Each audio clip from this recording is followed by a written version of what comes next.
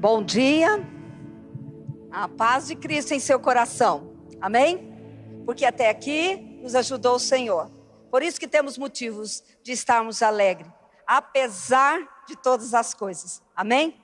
Fico feliz de estar aqui, compartilhar esse momento com todos vocês, a palavra do Senhor.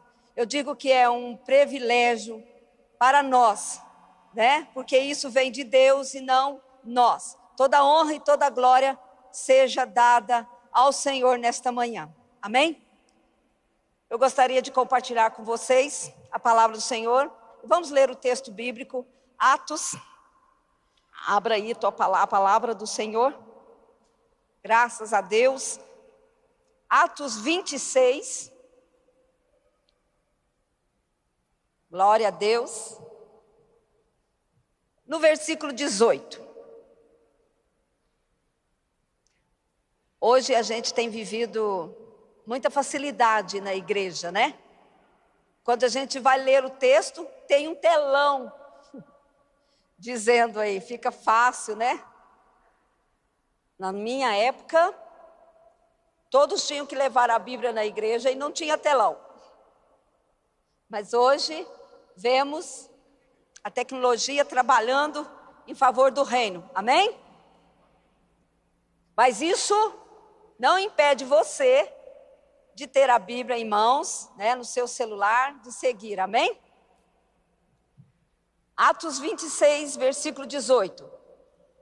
Para lhe abrir os olhos e das trevas, os converterem à luz, e do poder de Satanás a Deus, a fim de que recebam a remissão dos pecados e sorte entre os santificados pela fé em mim.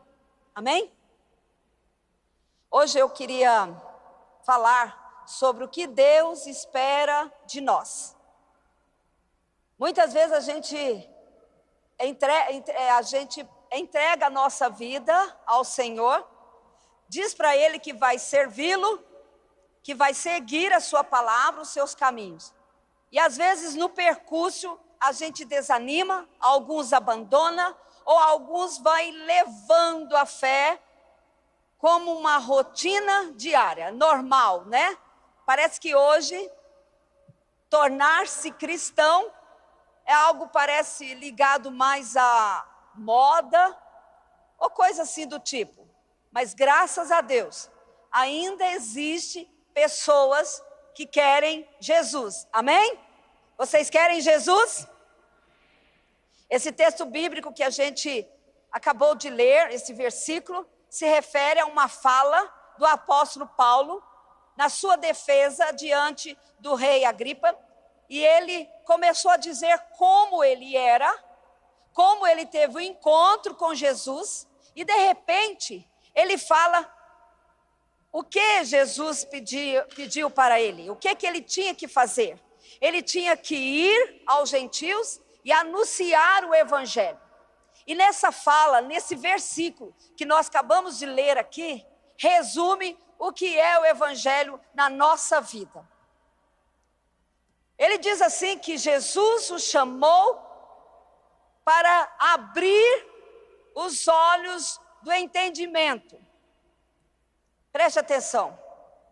Muitas vezes não é errado você desejar coisas, lutar pelos seus sonhos, possuir o que você sonha. O que está errado é que as coisas não podem assumir o controle. Quem que tem que assumir o controle na nossa vida é o Senhor Jesus. Você lembra quando você aceitou Jesus? Qual foi a sua confissão? Quando aceitamos Jesus, a gente diz: eu te aceito como meu Senhor e Salvador. Aceitar Jesus como Salvador até é fácil, porque Ele veio para salvar, a gente fica feliz, mas às vezes esquecemos que Ele não quer ser só o Salvador da nossa alma, Ele quer ser o Senhor da nossa vida, o Senhor da nossa alma. Você concorda comigo? E muitas vezes a gente não recebe esse entendimento, a gente aceita Jesus, serve a Jesus, mas ainda não tem o entendimento de estarmos realmente aprofundados na fé. E muitas vezes, você já ouviu falar, não sei se você já ouviu falar uma história de um garotinho da escola bíblica dominical, que era um aluno sempre presente e participava de todas as coisas da escola bíblica. Ele tinha aproximadamente 8 anos de idade. E certo dia, a professora estava ensinando sobre o céu. E no final da lição, ela fez uma pergunta a todas as crianças: quem quer ir para o céu? Todas as crianças levantaram a mão, menos esse garotinho. E a professora ficou muito preocupada, porque ele era o primeiro a falar. E ela chegou para esse garotinho e perguntou para ele: mas por que você não quer ir para o céu? Você está todos os domingos aqui, você é sempre presente. Você não quer ir para o céu? Sabe o que o garotinho disse? Sabe, professora, é que hoje minha mãe prometeu fazer um pudim de leite condensado. E se eu for para o céu, talvez agora, eu não vou comer do pudim da minha mãe. O que eu quero dizer com isso é que a gente quer o céu, sim ou não? Você quer o céu, igreja? Você sonha com o céu? Você acredita que o céu é melhor do que a terra? Eu não escutei, você acredita? Quem acredita no céu, levante a mão. Pode dar um glória a Deus? Você acredita que se você morrer hoje, você irá para o céu? Amém. Mas tem muitas pessoas que não querem ir para lá, antes de experimentar seu pudim de leite condensado. Meu menino, ele tinha 10 anos, o meu mais velho. Um dia estávamos na igreja, ele pegou minha agenda e começou a fazer um desenho. E eu olhei e disse: Neemias, o que você está desenhando? Ele desenhou uma casa, um bonequinho, uma bonequinha e dois bonequinhos pequenos. Ele disse assim para mim: estou desenhando o meu sonho. Quero ter uma casa, quero ter uma esposa e 2 filhos. Aí eu disse para ele: que bom, mas se Jesus voltar até lá? Ele olhou para mim e falou assim: ah não, quando chegar a minha vez, Jesus vai voltar? Sem essa, eu quero casar. Então tem muitas pessoas que dizem assim: olha, o céu pode esperar Jesus. Eu quero fazer isso, eu quero ter isso, eu quero conquistar isso e aquilo. E às vezes nós esquecemos que a gente não vai ficar aqui. Nós vamos para o céu um dia, amém? Se você quiser ir primeiro, eu não tenho problema com isso, tá bom? Amém? Mas nós vamos para o céu. O que Deus espera de nós? Que abramos os olhos do nosso entendimento. Você precisa entender que o seu Jesus vai mais além do que você possa pensar. Que a vida cristã é muito mais do que estar no culto, nas reuniões, cantar, pregar e participar de algumas atividades. Que a vida cristã é um culto diário. Todos os dias, sua vida tem que ser um culto ao Senhor. Amém? E o segundo tópico que eu quero dizer a você é, graças a Deus, que também o que Deus espera de nós é que a gente converta-se das trevas para a luz.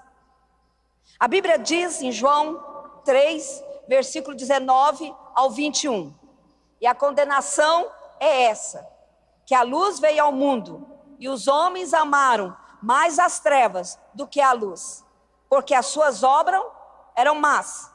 Porque todo aquele que faz o mal aborrece a luz, e não vem para a luz, para que as suas obras não sejam reprovadas.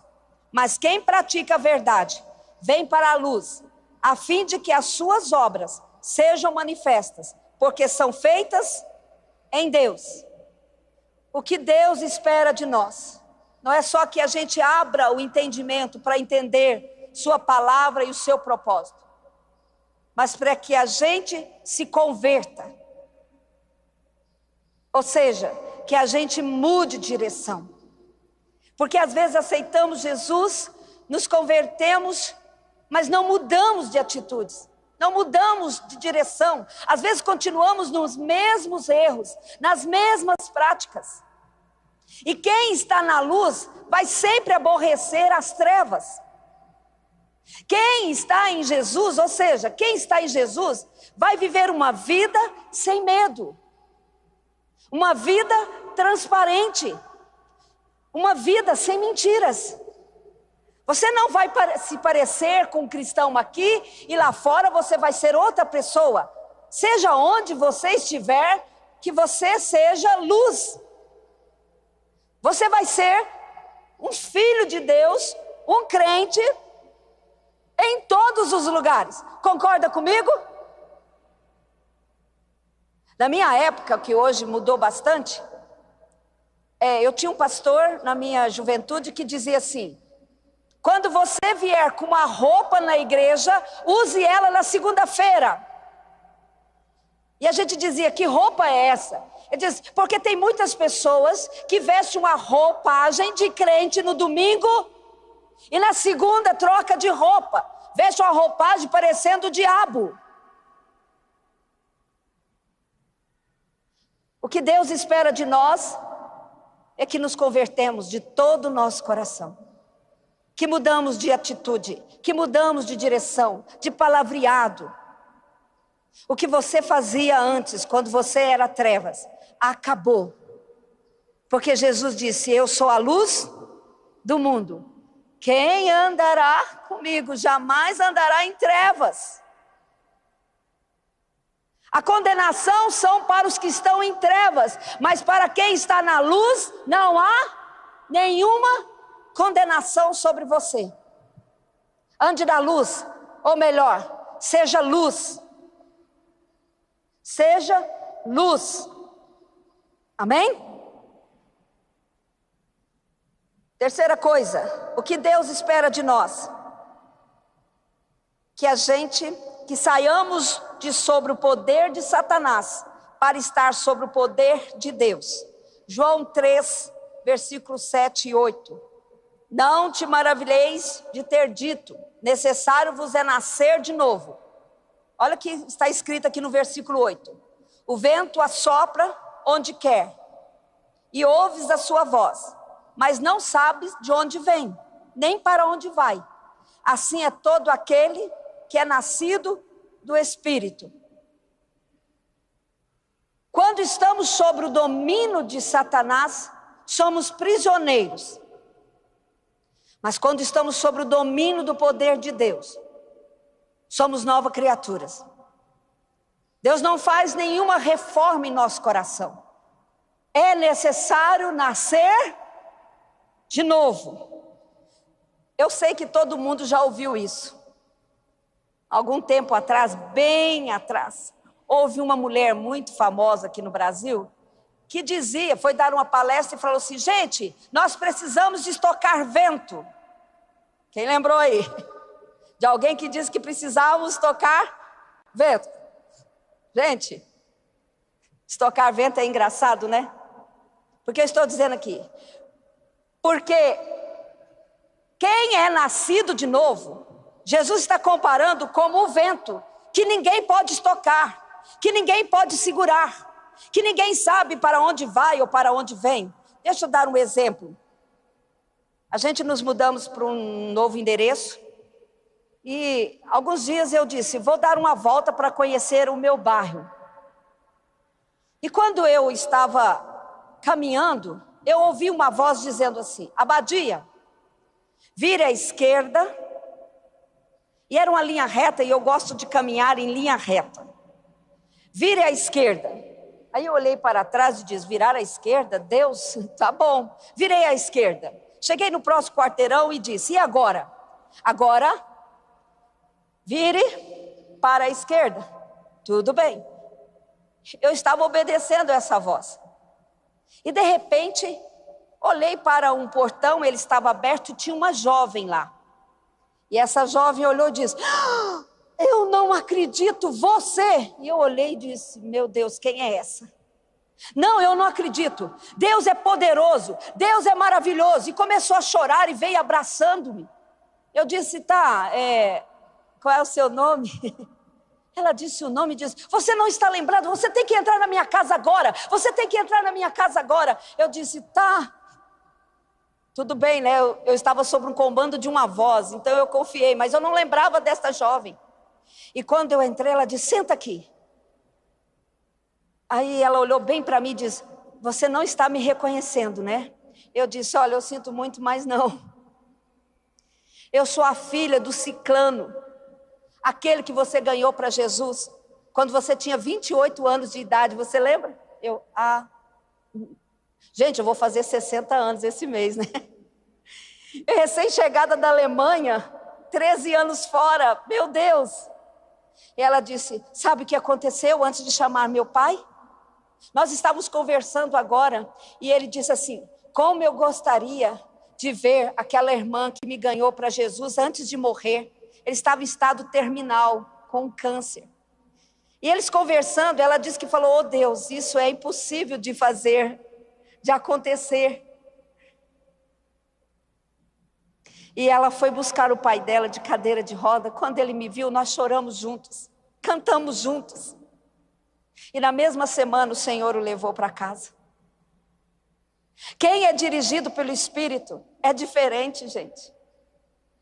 Ouve a voz do Espírito e obedece. Ouve a voz de Jesus e obedece. É um vento que sopra. Eu creio que você já ouviu isso. Tem uma pastora, a pastora Tânia, que diz, obediência gera recompensa. Deus às vezes move os céus e a terra para alcançar uma pessoa. E às vezes Deus quer usar você para realizar o último pedido de alguém. Talvez Deus quer usar você para salvar toda a sua casa. Talvez Deus quer levantar você para resgatar os seus vizinhos, para socorrer alguém. Mas nós temos que sair de todo o controle do poder das trevas e andar sobre o controle do poder da luz. Por quê? Porque às vezes a gente encontra os cristãos que a gente se preocupa, sabe por quê? Porque são tão abatidos, tão destruídos, tão deprimidos, cheios de angústia, cheios de depressões, desorientados, pensando que já acabou. E você entende, eu não entendo. Eu olho e digo, mas você tem 30 anos de crente, como você se deixa ser controlado por essas coisas? É porque não entendeu que o que Jesus fez na cruz, Ele nos redimiu para salvar não só o nosso corpo, mas nossa alma, nosso entendimento. Ele resgatou-nos para uma nova vida, um novo nascimento, uma nova história, uma nova vida, um novo hábito, umas novas atitudes. Ele nos chamou para escrever uma história na terra, amém? Glória a Deus. Tem um pentecostal aí. A Bíblia diz assim, que Satanás cegou o entendimento, o Deus desse século cegou o entendimento do incrédulo. Mas eu te faço a pergunta, você ainda é um incrédulo? Ou você é um crente? Você ainda é um incrédulo? Não, Deus salva, mas não faz essas coisas. Deus ainda é um Deus de milagres. Deus ainda cura, liberta, salva, transforma. Deus ainda usa circunstâncias. Deus ainda usa o seu deserto. Deus ainda usa a sua vida. Deus está mais presente do que nunca. Deus não está morto. E a igreja do Senhor Jesus não está morta. Você é um vivo em Cristo Jesus, diga amém. Você está vivo, você crê em milagres, você crê em redenção, você crê nos céus, você crê no Espírito de Deus, você crê na palavra que transforma, você crê que Deus abre portas onde não tem, você crê que Deus fecha a boca do leão, você crê que Deus muda nações, Deus mudará a nossa nação, amém? Porque a igreja está viva e ora, amém? O que Deus espera de nós? Que recebamos a remissão dos nossos pecados. Sabe por que eu escolhi isso? Porque existe muitos cristãos que ainda não crê que foi perdoado, redimido, resgatado, lavado pelo poder do sangue de Jesus. E fica carregando uma culpa que não existe. Fomos libertos de toda acusação de Satanás. Ele não tem nenhum direito de nos acusar. Diga amém. Você não é trevas, você não tem parte alguma com o mundo, você não tem ligação nenhuma com as trevas, você é lavado, remido, transformado, então você anda em novidade de vida. A sua vida não é comparada ao seu companheiro de colega, a sua vida não pode ser comparada ao incrédulo, porque você é crente. Você não é igual às trevas.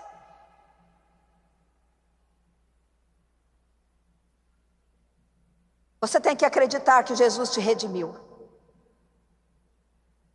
E tomar posse dessa nova vida que Ele comprou para você na cruz do Calvário. Recebe isso, acredite nisso. Pode ter feito o que for, praticado o que for. Eu acompanho uma jovem que quando ela era adolescente, ela fez um aborto. Ela já está com quase 40 anos e não consegue se perdoar disso. Ela foi perdoada. Se nós não acreditarmos no perdão de Deus, não tornaremos amigos de Deus, não tornaremos íntimos com Deus. Deus nos perdoou, amém?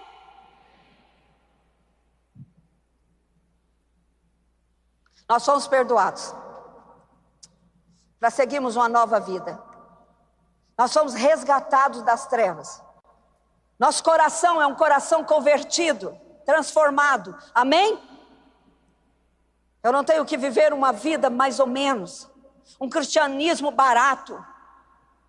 Eu tenho que viver uma vida transformada. Simples, mas transformada. Uma vida restaurada. Muitas vezes, eu não sei se você já deparou com pessoas que parece que tem o rei na barriga. É um jeito de falar, mas acho que você entendeu. Tem umas pessoas que parecem ser tão superior, que parece que ele é um anjo, acho que das trevas, mas parece. Tem pessoas tão soberbas, pessoas tão orgulhosas. Gente, e orgulho não está relacionado à riqueza. Porque tem pessoas tão pobres, que são tão orgulhosas. Deixa eu te contar uma coisa. Fui levar uma cesta básica, um alimento, coisas para uma família. Não estou falando de política aqui, tá? Vou contar só uma coisa para você entender isso. Quando eu cheguei lá, ela sentou e disse: antes que coloque isso na mesa, me diga, você é Lula ou Bolsonaro? Eu dei uma olhada assim, falei, nenhum dos dois.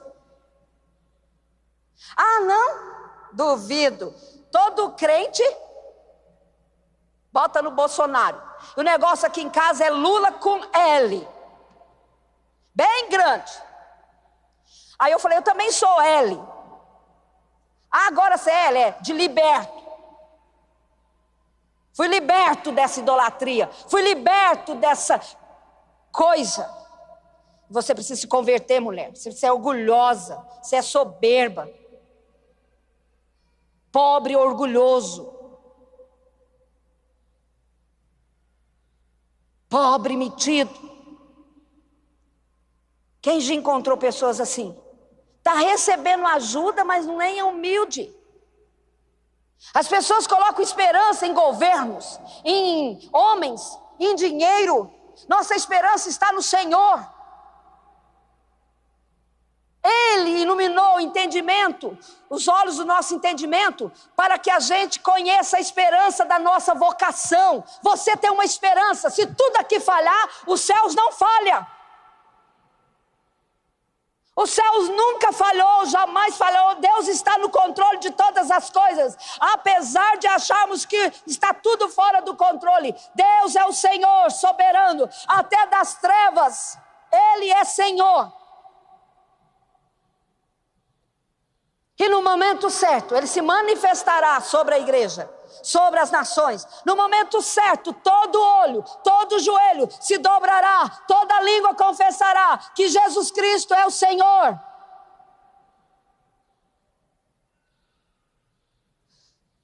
Esses dias, no Halloween, o meu celular se encheu de fotos, de várias pessoas me mandando foto. Eu não sei se vocês não conhecem isso.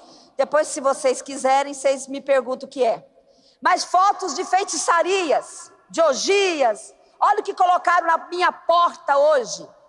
E o que eu mais choquei foi uma senhora me mandar uma foto de 2 pés de cabra vivas em carne real, amarrados com fita vermelha.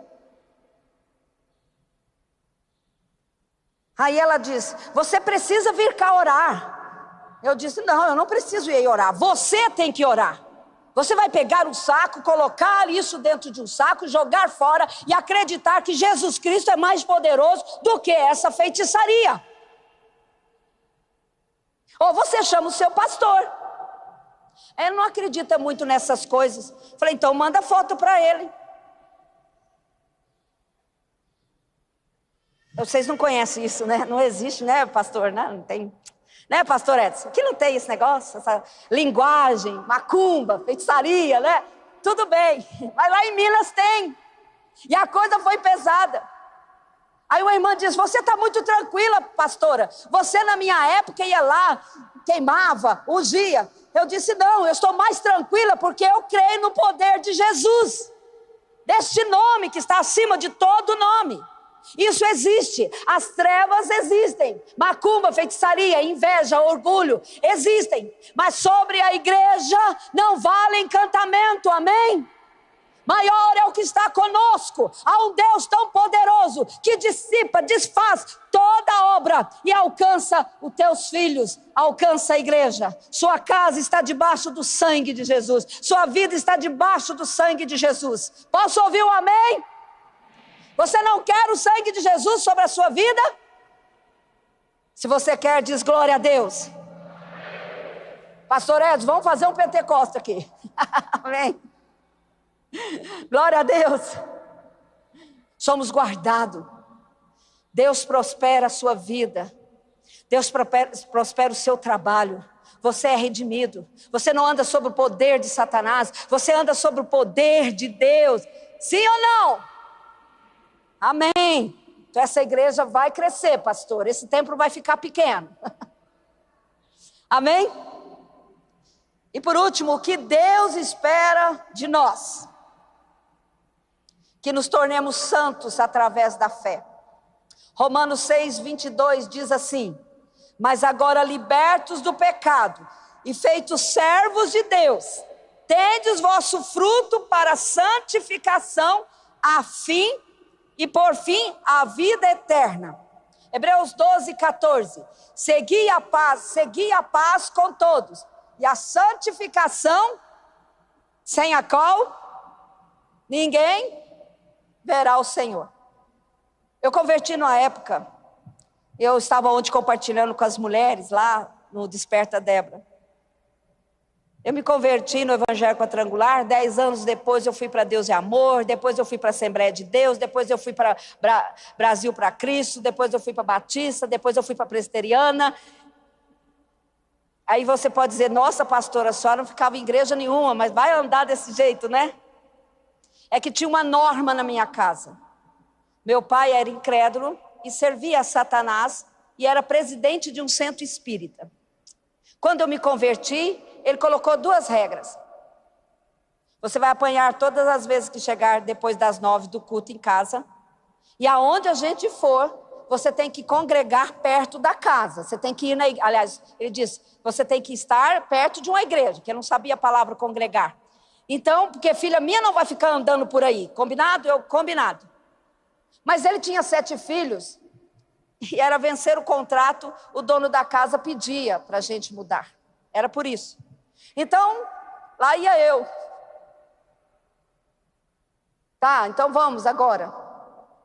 E eu fui para uma igreja, saí do Evangelho Quadrangular, alguns conhecem. Fui para uma igreja que o presbítero olhou para mim e disse assim: aqui mulher não pode cortar cabelo, tá bom? Tem que usar saia para baixo do joelho, tá bom? Porque a mulher que serve a Deus tem que ser santa. Eu, tá bom. Tudo estava bom. O que eu queria mesmo é estar na igreja. Aí você pode perguntar: Abadia, você obedeceu? Sim. O mais difícil foi quando ele diz assim: e crente não vê televisão. E eu estava ansiosa porque estava chegando o dia que ia passar o King Kong na TV pela primeira vez. Pastor Edson, pensa. Eu tinha a revista do filme King Kong e eu queria assistir o King Kong, mas naquele momento eu tinha dado a minha palavra para o pastor. E eu lembro que no dia do King Kong, a pipoca estava lá, meus irmãos estavam lá, televisão preta e branca. Gente, ó, não ri não, mas era o top da época. E eu lá na cozinha dizendo: Deus, posso dar só uma olhadinha quando ele for pegar aquela moça lá na torre?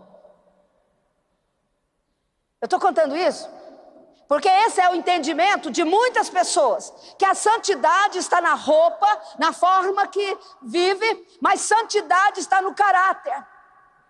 Santidade está na sua vida diária. Um homem santo nunca vai mentir. Um homem santo nunca vai gritar com a sua esposa. Um homem santo nunca vai gritar com seus filhos, julgar seus filhos. Uma mulher santa nunca vai ser fofoqueira. Aqui não tem problema disso, graças a Deus, né, pastor? Mas graças a Deus, santidade tem mais a ver com o meu coração do que com as minhas vestes. Mas eu fiquei muitos anos crendo que eu era uma mulher santa, porque não cortava cabelo. 21 anos sem ver televisão. E o homem que mais pregava a santidade abandonou a esposa com 5 filhos em casa. O homem que brigava que todo homem não tinha que ter barba. O pastor Edson estava frito aqui, não tem santidade. Abandonou seus filhos. E hoje, irmãos, não é diferente. Porque muitas pessoas sorri, se mostra um santinho, mas quando vira as costas, é um capetinha. Precisamos ter uma atitude.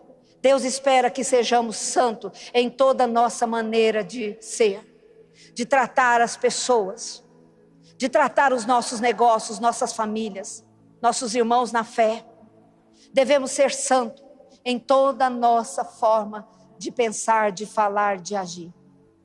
Porque o Senhor virá buscar um povo zeloso e de boas obras.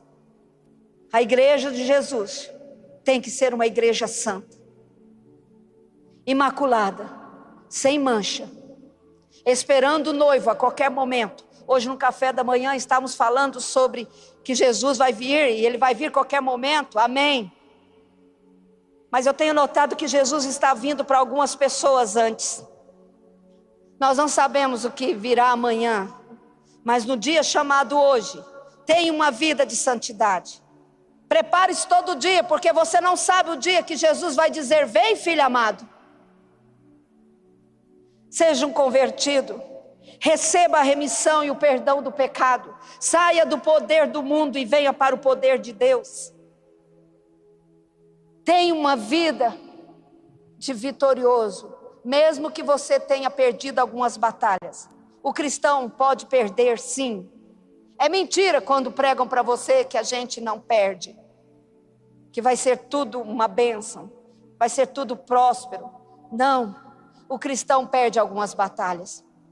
Ele só não pode perder a guerra. E até que Cristo venha, nós estamos em uma guerra.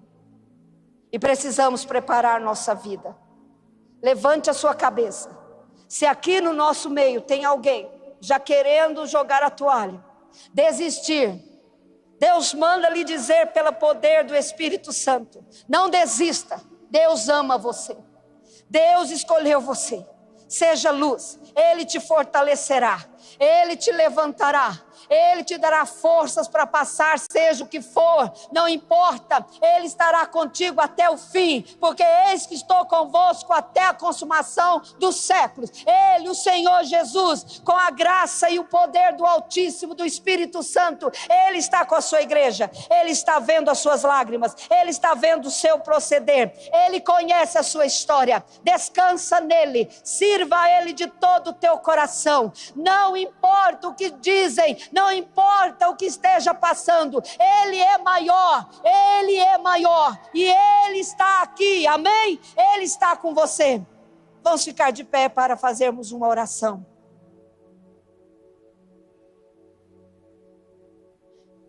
Aleluia, glória a Deus. Gostaria que você fechasse os olhos. Talvez você não vá guardar tudo que foi dito, mas se você conseguir guardar que Jesus já te libertou, já te perdoou, e que está contigo em todos os momentos da sua vida, isto basta. Querido Deus, na autoridade do nome de Jesus, que o Senhor se manifesta em poder e glória sobre nossa vida, sobre a vida da igreja, sobre a vida deste homem, desta mulher, sobre sua casa, sua família, seus filhos, e manifeste, Senhor, com autoridade e poder, e aquilo que somente Tu faça por esta casa, faça por este homem, por esta mulher, e derrube todo o poder das trevas, e manifeste com o poder, Senhor, levantando os caídos, alegrando os tristes, fortalecendo o fraco, e dando a esperança de que um dia estaremos todos juntos na sua casa, Pai, para a honra e glória do Teu nome. Te agradecemos por todas as coisas que fez por nós, pelo perdão dos nossos pecados, por nos redimir, nos perdoar, por nos fazer santo. Nós te agradecemos, em nome de Jesus.